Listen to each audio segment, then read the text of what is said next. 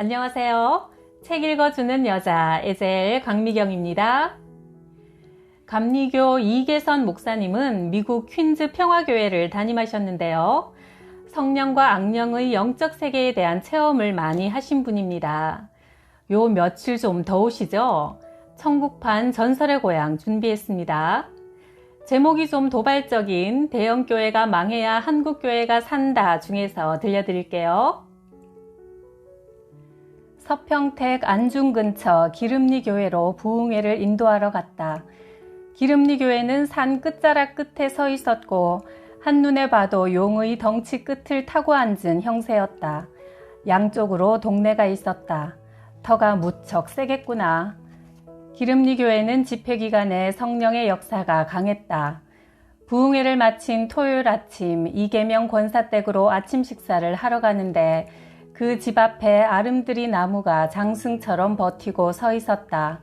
이 나무가 보통 나무가 아니군요. 귀신나무 같소. 목사님이 잘 보셨어요. 저도 이 나무 속에 여자 귀신들이 숨어있는 꿈을 꾼 적이 있습니다. 나무를 노려보며 담임 김 목사가 말했다. 아침 식사를 하면서 나는 권사에게 그 나무를 베어버리자고 했다. 교회 안 나가는 권사 남편이 펄쩍 뛰었다. 아이고 목사님, 벼락 맞을 소리 하지 마세요. 그 나무는 보통 나무가 아닙니다. 무당들의 떡을 먹고 사는 동네 수호신입니다. 베기는커녕 나무에 손만 대도 저주가 내리는 아주 영험한 나무라고요. 그러니 베어버려야죠. 불신자에겐 수호신이 되지만 예수 믿는 권사님 댁에는 복이 들어오는 걸 문 앞에서 가로막아 버리는 저주의 나무랍니다. 이 나무를 베어버리면 무당들이 맥을 못 추고 그 대신 권사님 댁은 그저 대문만 활짝 열어놓고 있으면 저절로 복이 들어올 겁니다. 부흥 강사의 복이 임한다는 설교에 권사 남편은 순순히 나무 베기를 허락했다. 그런데 어찌된 셈인지 부흥회가 끝나고 열흘이 넘도록 나무를 베어버렸다는 연락이 없다. 기막힌 사연이 벌어진 것이다. 김 목사가 교회 청년들을 모아서 벌목단을 만들고 나무를 베려고 달려들었는데 어찌된 셈인지 톱질을 할 수가 없었다. 톱이나 도끼를 들기만 하면 벼란간 설사가 나고 머리가 아프고 집에서 급한 연락이 오고 자꾸만 이런저런 일이 생기는 것이다. 처음엔 무심하게 생각했다가 이게 나무가 요술을 부리는 걸로 알게 되자 겁을 집어먹고 모두 발을 빼버렸다. 그래서 못 빼고 있다는 것이다. 나이 독촉을 받은 김 목사가 죽기 살기로 덤벼들었다. 한나절이 걸린 톱질, 도끼질 끝에 드디어 나무가 쿵 하고 쓰러져 버리고 말았다. 야, 시원하게 베어버렸구나. 그런데 그 순간 이상한 일이 벌어졌다. 멀쩡하던 김 목사가 그만 벙어리가 되고 만 것이다. 동네 사람들은 나무신의 저주가 내렸다고 수군댔다. 하루가 지나고 며칠이 지나도 여전했다. 말이 안 나왔다. 주일이 왔다. 벙어리가 된 채 주일을 맞이하는 김 목사의 심정은 참담했다. 원수막이 모두 예수 이름으로 쫓겨간다고 찬송을 했는데 나는 나무 귀신 하나 못 이기고 벙어리가 되다니. 오 하나님, 내 입은 벙어리가 되어 한마디도 할 수 없으나 당신은 내 마음의 기도 소리를 들으시겠지요? 오늘 주일 예배 강단에 올라가서 벙어리 설교라도 하겠습니다. 저를 지켜주소서. 강단에 오른 김 목사는 속으로 외쳤다. 말이 나오든 말든 들리든 말든 전에 늘 하던 대로 하리라. 자, 이제부터 주일 예배를 시작하겠습니다. 다 같이 묵도합시다. 비록 들리진 않았지만 속으로 큰 소리로 예배 개회를 선언하면서 강대상 위에 있는 종을 두드리려고 했다. 교인들의 눈에는 금붕어가 입을 벌리고 물먹는 모습으로만 보일 뿐이었다. 그런데 땡 소리가 울리는 순간 기적이 일어났다. 입이 열린 것이다. 황금종 소리에 하늘문이 열리듯 땡 소리에 김 목사의 입이 열려버린 것이다. 그날 주일 예배는 자체 부흥회가 돼버렸다. 울고 웃고 성령을 체험하고 갖가지 은사가 충만했다. 그러자 기름리 동네에 이상한 일들이 벌어지기 시작했다. 무당들이 맥을 못 추고 사당이 절로 무너져 내렸다. 온 동네가 시름시름 앓더니 교회로 몰려오기 시작했다. 이 목사님, 부흥회 끝난 지 한 달 만에 꼭 2배로 부흥됐습니다. 김 목사의 연락을 받고 나는 할 말을 잃어버렸다. 오 주여, 나도 벙어리가 되게 하소서. 마귀를 이기고 권능이 내릴 때까지는 자랑도 불평도 삼켜버릴 수 있는 벙어리 목사가 되게 하소서. 용의 엉치 끝에 매달려 마귀와 싸우던 기름리 교회가 드디어 용을 정복해버린 것이다. 전설의 고향에 나오는 신화가 아니다. 1980년대에 있었던 이야기다. 30년 전을 회상하면서 이 글을 쓰고 있는데 멀리 샌프란시스코에서 기름리 교회의 담임 김종철 목사의 전화가 걸려왔다. 형님, 미국 여행 마치고 한국으로 떠나기 전에 전화드립니다. 제가 서울 연서천 교회로 옮겼어요. 언제 오셔서 또 한 번 벙어리가 되게 해주세요. 경남 밀양 팔복산 기도원을 향해 부산에서 출발한 자동차는 즐거움이 넘쳐 흘렀다. 팔복산은 600m 높이의 원래 이름이 화악산인데 여름에도 얼음이 어는 얼음골이 있어 유명하다. 산중턱에 오르면 땅에서 김이 모락모락 올라오는 웅덩이를 만난다. 그곳에는 한여름인데도 얼음덩이가 수북히 쌓여 있다. 그 웅덩이 옆을 통과하면서 화악산 계곡을 흐르는 골짜기가 얼음골이다. 얼음골을 흐르는 물은 신기하게도 날씨가 더울수록 더 차갑다. 흐르는 물 속에 발을 담그고 있으면 한여름의 무더위가 순식간에 달아나 버리고 3분만 지나면 전신이 얼어붙는 듯 하다. 얼음골 흐르는 물에 1시간쯤 수박을 담가뒀다가 꺼내 먹으면 천하에 그렇게 시원한 피서가 없다. 얼음골 상류에 팔복산 기도원을 세우자 사람들은 화악산을 아예 팔복산으로 불렀다. 팔복산에서 은혜도 받고 얼음골에서 피서도 하면 얼마나 좋은가. 1977년 내가 35세로 부산에서 목회하고 있을 때 40일 금식 기도를 한 부흥사 중심으로 부산 복음 선교회를 만들었는데 나는 막내였다. 그때 나는 2주일 후에 있을 교단 연합 집회 강사로 뽑혀 답답해하고 있었다. 부흥회 경험이 별로 없었기 때문이다. 마침 산기도를 떠나는 복음 선교회 팀에 끼어 팔복산 기도원으로 준비기도차 가게 되었다. 5명의 목사들은 소풍 가는 어린애들처럼 즐겁기만 했다.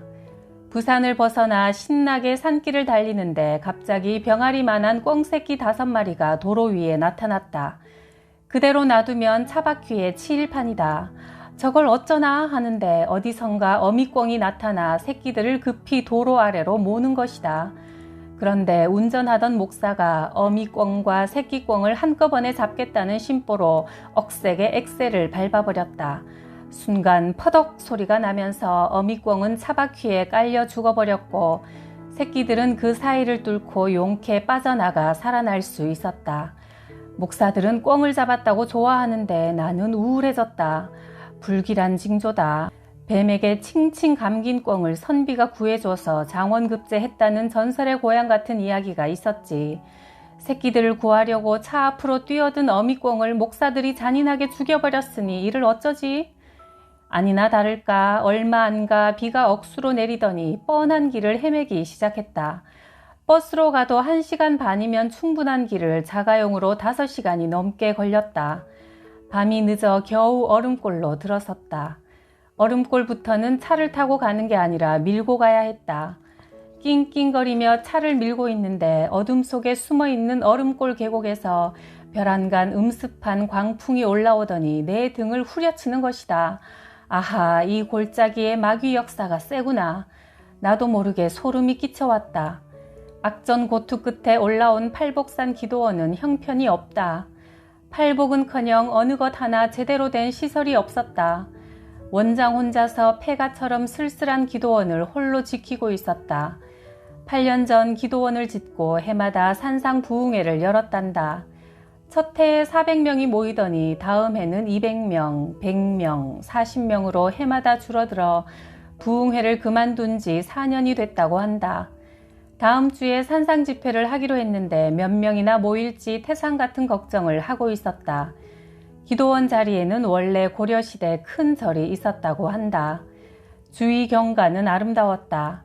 기암절벽이 얼음골 좌우로 늘어서 있고 크고 작은 폭포가 밤에도 천둥 소리를 내며 흐르고 있었다. 폭포가 떨어지는 곳에 50평짜리 용지연이 장관이다. 수심을 알 수 없을 정도로 깊고 푸른 용지연은 용이 살다가 승천하였다 하여 용지연이라 했다. 내가 물 가운데로 헤엄쳐 나가니 원장이 뒤에서 소리를 친다. 목사님, 위험합니다. 여기서 많은 사람이 수영하다 죽었어요. 이상하게도 목사님, 장로님 자녀들이 많이 죽었답니다. 그 말을 들으니 깊고 푸른 물이 죽음의 아가리처럼 무섭게 보였다. 이튿날 밤 12시에 우리는 금식 중인 한 명을 빼놓고 철야 기도를 하러 얼음골 골짜기로 나갔다. 금식 중인 목사가 이상하게 가지 말라고 자꾸 말린다. 골짜기 위로 70m 길이의 다리 위에 목사들이 둥글게 모였다. 나는 호젓하게 기도하고 싶어서 멀리 떨어져 혼자 무릎을 꿇었다. 주여 소리 삼창 후 부르짖어 기도하기로 했는데 이상하게 주여 소리가 들리지 않았다. 어찌된 셈인지 모두 모포를 뒤집어 쓴 채 죽은 듯 엎드려 있기만 했다. 나 혼자라도 부르짖자. 두 손을 쳐들고 주여를 외치려는데 이게 웬일인가? 팔이 갑자기 천근만근으로 무거워지면서 올라가지 않는 것이다. 한참 버둥거린 끝에 겨우 팔을 올렸는데 이번엔 입이 떨어지질 않았다. 그래도 억지로 주여를 부르짖는데 주여 소리를 듣고 뭔가 달려오는 게 있었다. 검은 구름 같은 힘이 덮쳐버릴 듯 몰려오더니 구름 속에서 갖가지 형상의 마귀가 나타나 내 목을 누르기 시작했다. 아하, 이놈들 때문에 목사들이 기도를 못하고 있구나. 그리고 이놈들이 기도원을 장악하여 사람이 안 모이게 하고 물에 빠져 죽게 만드는구나. 내 성령검으로 오늘 대결하리라. 나는 높이 쳐들고 기도하던 손을 성령검으로 사용하여 마귀의 목이며 허리를 단칼에 잘라버렸다. 그러나 잘려도 다시 붙는 손오공의 머리처럼 마귀는 죽여도 다시 살아나기만 했다. 사천대왕, 중의 화상, 물에 빠져 죽은 귀신하며 얼음골의 악령들이 총 출동하여 악머구리처럼 달려드는데 싸워도 중과 부적이었다. 퍼뜩 지혜가 떠올랐다. 옳지, 성령검으로 울타리를 만들어 팔복산을 둘러버리자. 두 손을 칼처럼 높이 세우고 주여 소리를 외치자 금빛 검 한 자루가 팔복산 주위에 꽂히는 것이다. 주여! 금빛 성령검, 주여! 금빛 성령검. 이렇게 무려 30분 동안 마귀와 싸우면서 성령검을 꽂고 또 꽂았다. 마지막 한 개를 꽂아버리자 야간 조명이 들어오듯 얼음골 주위가 별안간 황금빛으로 환해지는 것이다. 그러자 마귀도 검은 구름도 연기처럼 사라져버리고 승리의 기쁨이 솟구쳐 올라왔다. 그 순간 날 잡아 잡수하고 엎드려 있던 목사들이 여름철 개구리처럼 일어나 할렐루야를 외치며 힘차게 기도의 문을 열기 시작했다.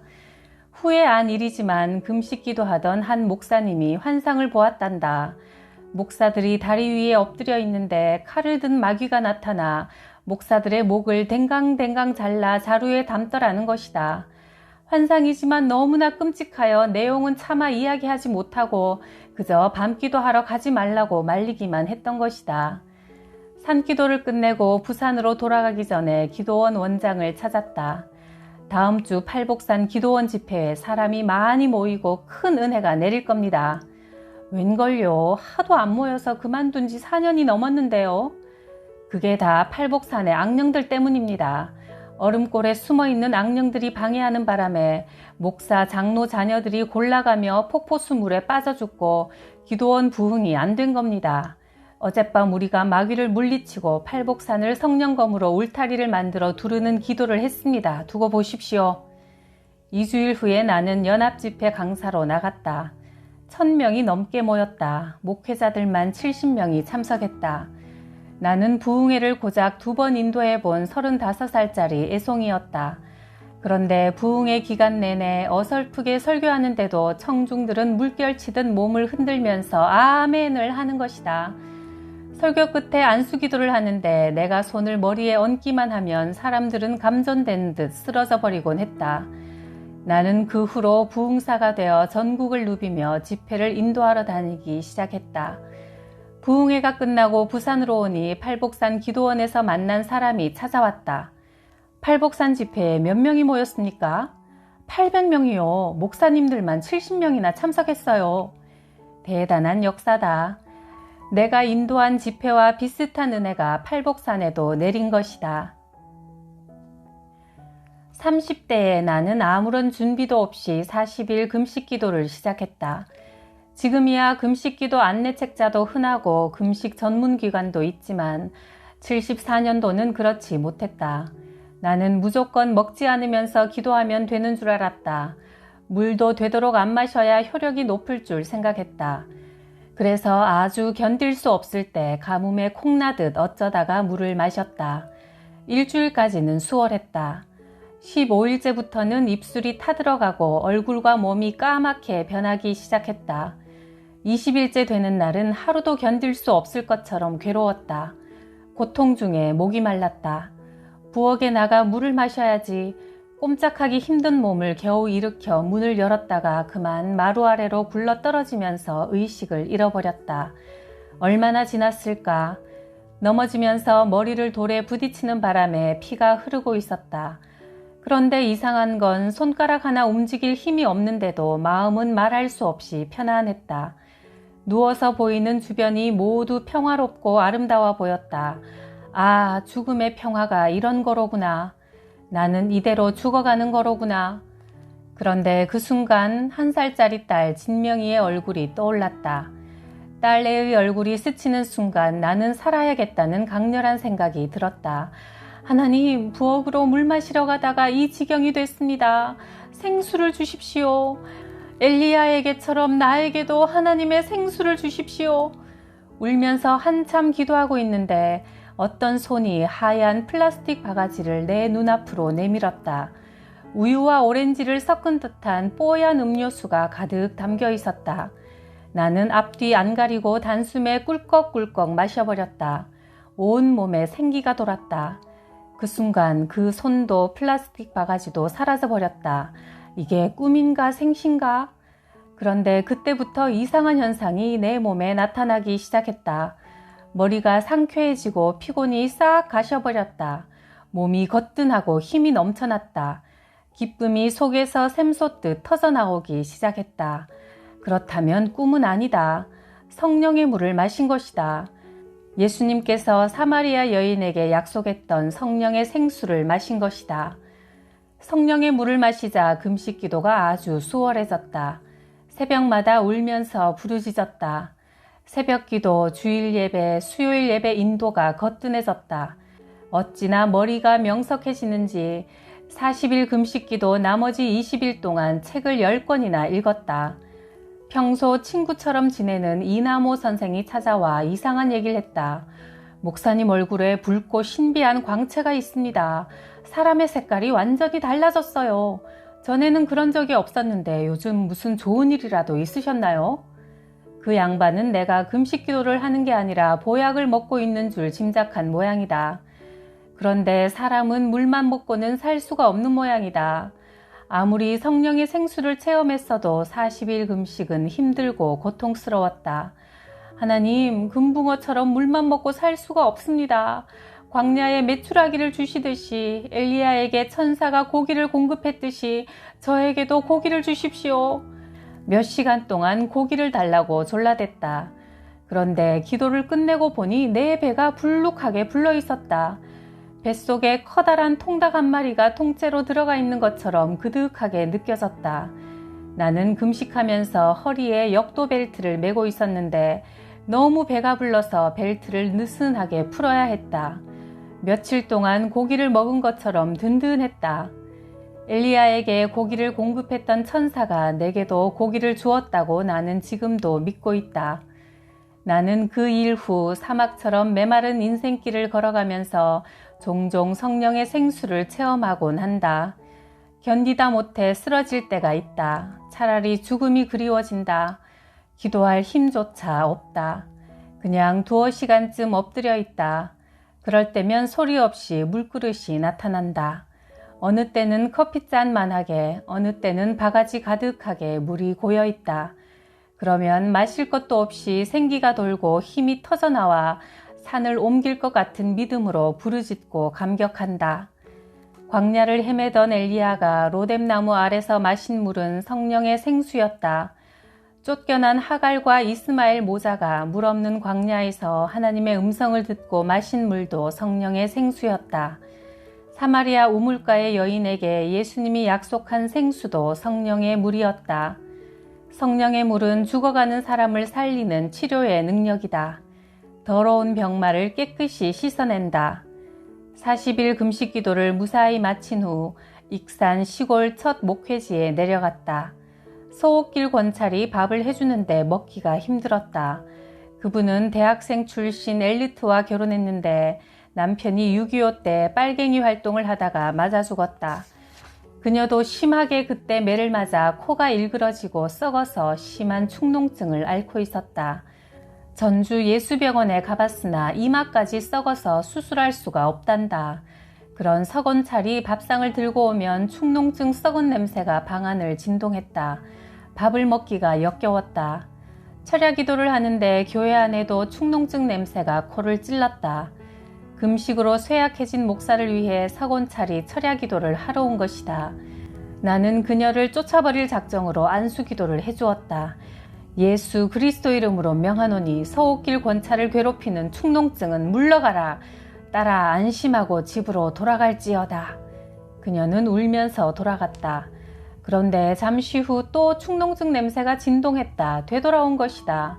나는 다시 내려가서 기도하고 집으로 돌려보냈다. 그러면 그녀는 울고 나갔다가 다시 교회로 돌아왔다. 축농증 악취 때문에 기도도 제대로 못하고 기분만 잔뜩 상해 있는데 새벽에 음성이 들려왔다. 이놈아, 서곤사는 너를 위해 눈물로 철야 기도를 하려고 하는데 너는 냄새난다고 기도를 빙자해서 쫓아내냐?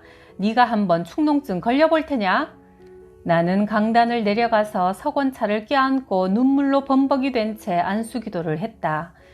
점심때 그녀가 찾아왔는데 신기하게도 축농증 냄새가 아닌 향수 냄새가 가득했다. 목사님, 새벽에 제가 안수기도 받고 걸어가는데 머리에서 발끝까지 몸 안에서 폭포수처럼 물이 떨어져 흘러내리는 거예요. 걸어가도 방 안에 누워있어도 부엌에서 불을 떼는데도 말이에요. 한나절 동안 그러더니 축농증이 깨끗이 사라져 버렸어요. 못난이 남편 미워하던 마음도 부자들 시기하던 마음도 같이 사라져 버렸고요. 성령의 물은 죄악을 씻어내는 역할을 한다. 성령이 물처럼 임하여 생수의 강이 넘쳐 흐르면 우리의 온갖 문제도 함께 씻겨져 버린다. 예수께서 말씀하셨다. 나를 믿는 사람은 그의 배에서 생수가 강물처럼 흘러나올 것이다. 이것은 예수 믿는 사람이 받게 될 성령을 가리켜서 하신 말씀이다. 요한복음 7장 38, 39절 말씀. 미국 이민을 앞두고 나는 1년 동안 부지런히 조국의 산을 올랐다.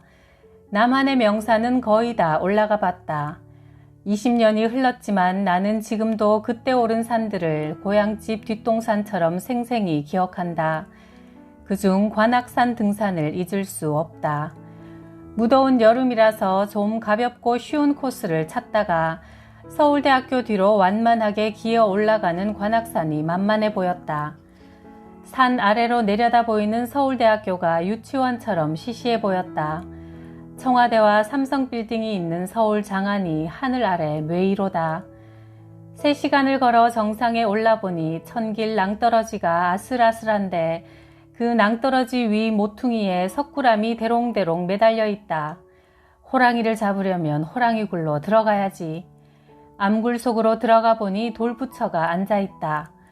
부처와 마주 앉아 예수님께 기도를 올리고 석굴암을 나와 사방을 둘러보는데 발 아래 골짜기 숲속에 10여 채의 기와집이 숨어 있는 게 보였다.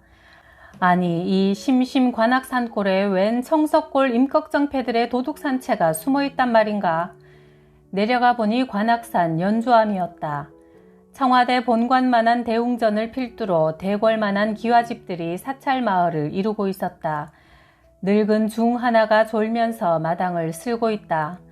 아하, 3시간을 등산으로 올라와야 하는 이 산속 절간에 어느 불신 많은 신자가 있어 고생하며 올라올까?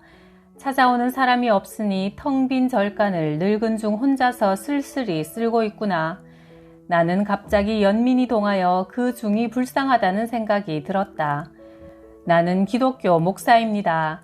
이 연주암 사찰에는 스님이 몇 분이나 계시나요? 동자승까지 20명이 상주하고 하안거, 동안거 같은 프로그램이 있을 때는 수백 명이 넘게 있지요. 그래요? 나는 텅 빈 절간으로 봤는데요. 그러면 그 많은 생활 비용은 어떻게 충당합니까? 등산 코스로 3시간이라 찾아오는 신자가 별로 없을 텐데요. 이 연주암에는 매월 1만 원씩 시수하는 정회원 신자가 1만 명이 넘는답니다. 헉, 1만 원 신자 1만 명이면 매월 1억이다. 20년 전 1억은 당시 여의도 순복음교회 11조 헌금보다 많은 액수였다. 어떻게 그렇게 많은 헌금 신자를 확보할 수 있을까? 다음은 목사와 스님이 나눈 현문 우답이다. 연주암은 무슨 재주로 1만 원짜리 1만 신도를 모았습니까? 불교의 절에서는 기독교회처럼 주일 예배나 구역 예배가 없습니다. 전화도 신방도 없지요. 초파일이면 절에 올라와 주지 스님의 설법 한번 듣는 게 전부지요. 아니, 얼마나 기막힌 설법을 하기에 1년에 딱 한 번 듣고 매월 꼬박꼬박 헌금을 냅니까? 불교 신자들은 초파일날 마른 오징어와 소주 한 병 들고 산에 올라와서 병을 비운 후에 대웅전 마당에서 설법을 기다립니다. 목을 빼고 30분쯤 있으면 주지 스님이 눈을 비비고 슬슬 나타나지요. 헛기침을 한 번 한 스님이 똑똑 또독똑 목탁을 한 번 두드린 후 나무 관세음보살 산은 산이요 물은 물이로다 한마디 내던지면 좌중은 자지러지도록 감동하지요. 그게 전부랍니다. 그렇다면 궁금한 게 있어요. 짤막한 설법 한번 내던지고 나서 스님들이 1년 내내 하는 일이 도대체 뭡니까? 우리 목사들은 30분이 넘도록 만담처럼 재미있고 철학처럼 심오한 설교를 연기하듯 하고도 매일 전화, 매일 상담, 매일 신방을 합니다. 그래도 속 썩이는 교인들로 골치를 앓는데요. 우리 스님들은 전화, 신방, 상담 같은 게 거의 없습니다. 낮에는 채소나 가꾸고 사슴을 따라 어슬렁거리며 산행을 즐기지요. 그 대신 매일 새벽 3시면 일어나 목욕 재개하고 아침이 밝아올 때까지 정진 기도를 합니다. 그리고 평생 독신으로 살면서 고기를 멀리해 몸속에 있는 음욕을 제거하여 좌견 천리하는 영안과 경천지동 귀신하는 영력배양에 힘쓰지요. 아하, 그렇구나. 그래서 스님들이 목탁만 두드려대도 신자들이 꼼짝 못하고 합장을 하는구나. 새벽 3시부터 아침까지 하는 기도생활, 평생 독신으로 살면서 일체 고기를 안 먹는 금욕생활은 대단한 경건 훈련이다. 나는 관악산을 내려오면서 심각한 고민에 빠져버렸다. 스님들처럼 목회를 하고 싶었다. 조직으로 묶고 제도로 다스리는 인위적인 목회가 아니라 영역 목회를 하고 싶었다. 초대교회 시절 사도들의 목회처럼 말이다. 그러려면 관악산 연주암의 승려들만큼 기도 생활을 해야 할 텐데. 박 대통령이 시해당한 다음 해 나는 부산에서 서울 영천교회로 목회지를 옮겼다. 서대문 형무소 땅을 잡아먹고 서 있는 영천교회는 마귀 역사가 대단했다. 혼자서 밤 기도하기가 힘들었다.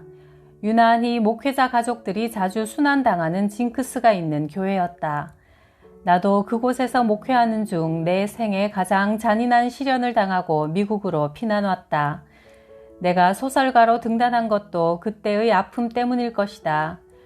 6.25 전만 해도 교회 뒷마당을 쓸다 보면 형무소에서 처형된 사형수들의 해골이 붉어져 나오곤 했다고 한다. 억울하게 죽은 형무소 귀신들을 영적으로 해결해 보려고 팔을 걷어붙였다. 24시간 40일 릴레이 기도를 밀고 나갔다. 그래도 안 되자 40일 철야기도 대작전을 벌였다. 몇 안 되는 교인들을 데리고 80일이 걸리는 기도의 대장정을 이끌다 보니 나는 파김치가 돼버렸다. 그동안은 타 교회 부흥의 요청도 거절했다. 40일 철야 기도가 끝나고 그 다음 주간 동광교회에서 부흥회를 인도했다. 부흥회 마지막 날 금요일 밤 설교 전에 엎드려 기도하는데 교인들로 가득 찬 뒷자리에서 불이 번쩍번쩍 터지는 느낌이 들었다. 퍼뜩 계시 같은 생각이 들었다. 성령불이 내리는가 보다. 기도를 중단하고 의자에 앉아 살펴봤다. 이 구석 저 구석에서 꼭 사진기 셔터 라이트가 터지듯 불꽃이 터지고 있었다. 수류탄처럼 강하게 터질 때는 교인들이 놀라 어쩔 줄 몰라 했다. 한두 번도 아니고 무려 수십 번이나 그랬다. 아, 성령불이다. 성령이 불로 임하시는구나. 외치고 싶었지만 성령불이라고 했다가 만에 하나 사진 촬영이었다면 얼마나 개망신일까. 잘못 봤을지도 몰라 우물쭈물했다. 나는 성경을 읽으면서도 광야의 불기둥은 구약시대 이야기요. 갈멜산에서 엘리야가 내린 불도 옛날이니까 그랬겠지 생각하고 있었다. 그런데 내가 부흥회를 인도하는데 내 눈앞에 성령불이 나타난 것이다. 터지기도 하고 튀기도 하고 퍼지기도 하면서 부흥회장에 불이 내린 것이다. 그날 밤은 얼마나 성령이 충만했던지 은혜의 도가니였다. 성령불만 아니라 성령의 기름도 충만했다. 안수기도를 하는데 어찌나 향취가 강한지 숨이 막힐 지경이었다. 숨이 턱턱 막혀 교인들 사이를 헤집고 다니기가 힘들었다. 그런데도 나는 하나님께 영광을 돌리지 못하고 꿀먹은 벙어리처럼 속으로 끙끙거리기만 했던 것이다. 그 다음 주 구로구에 있는 미랄 감리교회에서 집회를 인도하는 마지막 날 밤 설교하는데 2-3m 크기의 가느다란 불막대기가 오른쪽에 앉은 교인들의 머리 위에서 번쩍였다. 아차 하는 사이에 이번엔 왼쪽에서 번쩍였다. 나는 설교하다 말고 외쳤다. 지금 왼쪽 머리 위에 나타난 불을 보신 분들 손들어 보시오.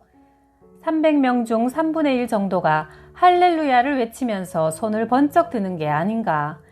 그날 밤은 5번 정도 불이 내렸다. 나는 그때 비로소 성령불에 대한 확신을 갖게 되었다. 원색적인 성령주의자가 되는 순간이기도 했다. 그 후로는 주일 낮 예배 시간에도 성령불이 내리기도 했다. 불을 본 성도들은 불타는 부지깽이처럼 평생 뜨거운 믿음이 식을 줄 모른다. 낮 예배 시간에 불을 본 최강식 형제는 지금 목사가 됐다. 이런 일도 있었다. 전도사가 허겁지겁 달려와 뚱딴지 같은 소리를 했다. 목사님, 교회 안에 도깨비 불이 났어요. 교회 뒤에 있는 전도사 방으로 가던 이중원 전도사가 교회 강대상에서 시뻘겋게 불이 타오르는 걸 본 것이다. 교회에 불이 났구나. 오래된 건물이라 전기 누전이나 합선으로 불이 난 모양인데 이를 어쩌지? 문을 흔들어 봤으나 잠겨 있었다. 강단 옆문으로 달려가 문을 열고 들어갔는데 이게 어찌된 일인가 멀쩡한 것이다. 세상에 내가 대낮에 교회당 안에서 도깨비 불을 보다니. 아, 큰일이다. 형무소 귀신들이 강단 위에까지 올라와 이제는 도깨비 불 장난을 하는구나. 그래서 전도사는 홍두깨에 놀란 얼간이가 되어 달려온 것이다. 멍청한 전도사 녀석 같으니라고. 성령불이 내린 걸 도깨비 불이라고 놀라다니. 오순절 마가 다락방에 불의 혀같이 갈라지는 성령이 내린 것이다. 그러자 역사가 대단했다. 주일마다 새 신자들이 몰려왔다. 대낮에 교회 종탑 위에 부활하신 예수님의 모습이 나타난 걸 보고 서대문 깡패들이 녹아나지를 않나. 구걸하러 왔던 서대문 떼거지들이 목사의 안수를 받고 36개 주랭랑을 치질 않나. 교회가 여간 기세등등한 게 아니었다. 몇 년 전 텍사스에 갔더니 생면부지의 젊은이가 아는 체를 했다. 목사님 때문에 목사가 된 이영주입니다. 고교 시절 그가 다니던 부촌교회에서 내가 집회를 인도할 때 내가 손바닥으로 강단을 치면서 이 기쁜 소식을 온 세상 전하세 찬송을 부르는데 손바닥에서 불이 확확 나오는 걸 두 눈으로 똑똑히 봤다는 것이다. 그때 성령불을 받아 신학교에 입학했는데 미국 유학을 와서 나를 만나게 됐다고 반가워했다. 이 목사는 지금 인천의 큰 교회에서 목회하고 있다. 성령이 임할 때 나타나는 여러 가지 현상이 있다. 첫째는 불로 보인다. 오순절 마가 다락방에 불에 혀같이 갈라지는 성령이 임했고 모세의 광야 시절엔 불기둥으로 엘리야 시절에는 불로서 성령이 하늘에서 내리는 것을 갈멜산에서 만인이 볼 수 있었다. 미국의 전도자 무디는 불덩어리를 받고 떼굴떼굴 구르다가 너무나 뜨거워 물속으로 뛰어들기까지 했다. 불 성령이 임하면 권능을 크게 받는다. 둘째는 연기로 보인다. 모세의 광야 성막제단에 연기가 타올랐고 이사야 6장 2절에도 성전에 하나님의 영광이 가득할 때 연기가 자욱했다. 기름리 교회 부흥회 때 담임 김종철 목사가 한밤중에 달려와 강사인 나를 깨웠다. 목사님, 종탑에서 연기가 꾸역꾸역 올라가고 있어요. 철야하는 교인들이 난로를 잘못 건드려서 불이 났나 해서 가보니 그것도 아니었어요. 잠을 자다 오줌이 마려워 뒷간으로 가던 김 목사가 놀라서 달려온 것이다. 어허, 아니 땐 굴뚝에 연기 납니까? 성도들이 밤새워 철야 기도를 하니까 교회 안에 성령불이 타올라 종탑에 연기가 나는 건 당연한 일이지요. 셋째, 몸에 강한 전류가 생겨 서로 붙어버리기도 한다. 한나라당 심재철 의원의 어머니는 미랄 감리교회 부흥회 때 두 손 들고 기도하다가 불을 받아 두 손이 붙어버리는 체험을 한 후 건강과 권능을 받았다. 이 모두 한국교회가 기도 많이 하던 시절의 기사와 이적이다. 넷째, 성령의 은혜를 받을 때 온 몸이 유난스레 뜨거운데 특히 손바닥 가운데가 타들어가고 말려 들어가는 신비한 아픔이 있거나 손가락 끝이 실금처럼 갈라져 기름 같기도 하고 피 같기도 한 것이 흘러나와 손끝이 떨려오는 정도가 되면 손을 얹는 대로 병자가 낫는다. 이 글을 읽고 듣는 독자들에게 성령의 불이 임하기를 바란다. 우리 어머니가 이은혜 권사가 되기까지는 50년이 걸렸다. 내 고향 평택 글갱이에는 30여 호가 살았는데 살이 끼었는지 망하지 않는 집이 없었다. 애 어른이 돌아가면서 죽더니 나중엔 폐잔병처럼 겨우 세 집만 남았다. 그런 풍파 지역에서 어머니는 7남매를 낳아 하나도 잃지 않고 고스란히 기르셨다. 우리 온 집안이 예수를 믿기까지 어머니는 50년간 소뚜껑 안수기도를 하셨다. 워낙 아버지가 무서워 식구들은 교회 나갈 엄두를 못 냈다. 남편 핍박을 받던 어머니 홀로 십자가를 지신 것이다. 어느 날 아침 밥을 앉혀놓고 소뚜껑을 닫는 순간 계시 같은 생각이 떠오르셨단다. 옛말에 소뚜껑으로 자라를 잡는다고 하지 않았나? 옳지. 이 소뚜껑 위에 하나님의 능력이 임하시면 이 소단의 밥을 먹는 식구들은 아들, 딸, 며느리, 사위까지 몽땅 예수 안 믿고는 못 배기겠지? 그때부터 50년 동안 어머니는 소뚜껑에 손을 얹고 안수기도를 하셨다. 자라목처럼 요리조리 피해 50년을 버티시던 아버지가 집사님이 되셨고 형님은 장로, 나는 목사까지 됐다. 어느 날 어머니께서 웃으시면서 하시는 말씀, 이 목사, 나는 50년간 소뚜껑 안수기도만 한 게 아니야. 50년간 장독대 기도원 원장도 했었지. 아무리 소뚜껑 기도를 해도 꿈쩍도 하지 않는 남편과 자녀들을 보고 어머니는 장독대 기도를 병행하셨단다.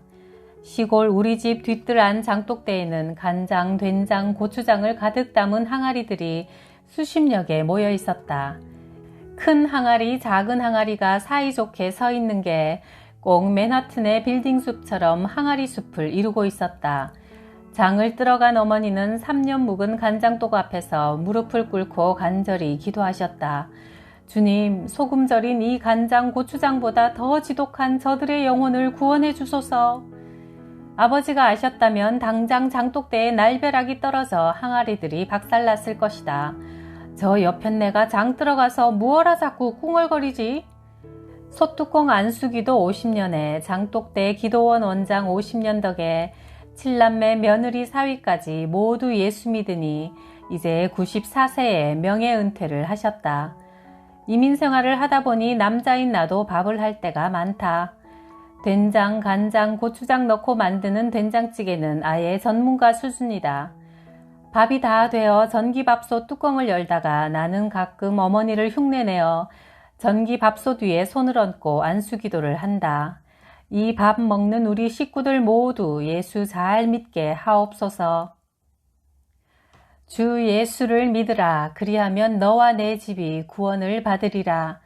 사도행전 16장 31절 말씀. 가족 구원을 놓고 안타까운 마음으로 기도하는 분들 많으시죠? 포기하지 않고 끝까지 기도하시면 하나님의 때에 이계선 목사님의 가정처럼 멋지게 응답될 줄 믿습니다. 힘내세요. 구독, 좋아요, 댓글로 저를 시원하게 해주셔서 감사해요.